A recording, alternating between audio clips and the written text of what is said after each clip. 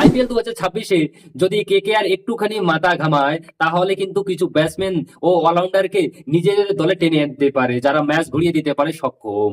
আর এই ভিডিওতে আমরা তাদেরকে নিয়ে আলোচনা করব। তো অবশ্যই তুমি কেকেআর এর ফ্যান হয়ে থাকলে ভিডিওটি একটা লাইক করে চ্যানেলটাকে সাবস্ক্রাইব করে দেন। তো এবং প্রথম যে প্লেয়ারকে টানতে পারে কেকেআর সেটা হচ্ছে ঈশান কিষান, মুম্বাই ইন্ডিয়ান্স থেকে ছেড়ে দিয়েছে এবং এখন যেটা খবর আসে যে সানরাইজার্স হায়দ্রাবাদও তাকেও রিলিজ করতে পারে। উইকেট কিপার ব্যাটসম্যান হিসাবে এমন একজন প্লেয়ারকে খুবই কম পাওয়া যায়। ওপেনিং এ দুর্দান্ত, কেকেআর ওপেনিং এর সমস্যা রয়েছে, একমাত্র ঈশান কিষান আসলে হয়তো সলভ করতে পারে। 2 নম্বর প্লেয়ার হচ্ছে যে নীতিশ রানা, পুরনো অভিজ্ঞতা রয়েছে নীতিশ রানা, কেকেআর এর হয়ে ব্যাটসম্যান অনেক খেলছে, মিডিল অর্ডারে একদম ভালো স্টপেল ব্যাটসম্যান নীতিশ রানা এবং প্রয়োজনীয় অধিনায়কত্ব কিন্তু করতে পারে, আগে করেছিল। রানাকে কিন্তু কেকেআর এ ফিরিয়ে আনা উচিত। নীতিশ রানাকে আশা করি রাজস্থান ছেড়ে দিবে এবছর, দেখা যাক কি হয়।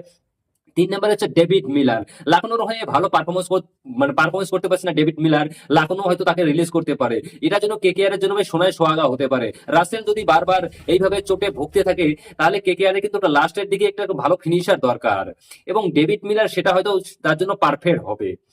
আর এই জায়গাটায় ডেভিড মিলারকে পাওয়া কিন্তু খুবই সহজ হবে না, ভালো পয়সা দিয়ে তাকে কিনতে হবে। দেখা যাক আনতে পারে কিনা। এবং পরবর্তী প্লেয়ারের নামটা আশা করছি যে আগে বলেছে, সেটা হচ্ছে সঞ্জু স্যামসং। রাজস্থান কিন্তু তাকে ছাড়তে পারে। রাজস্থান যদি ছেড়ে দেয় স্যামসংকে, তাকে কিন্তু ভাই কেকেআর অবশ্যই নিতে চাইবে। তাকে উইকেট কিপার ব্যাটসম্যান এবং ওপেনিং এ এসে ভালো পারফরমেন্স করতে পারে এবং তার সাথে ক্যাপ্টেন হিসেবেও কিন্তু তাকেও দেখতে পারে। তাকে থাকে যদি ক্যাপ্টেনের দিক থেকে যদি দেখা দেখি তো কেকেআর এর জন্য একদম ফুল একদম একটা প্যাকেজ। একটা রাজস্থান যদি তাকে ছেড়ে দেয়, কেকেআর তাকে এক মুহূর্ত দেরি করবে না তাকে নিতে।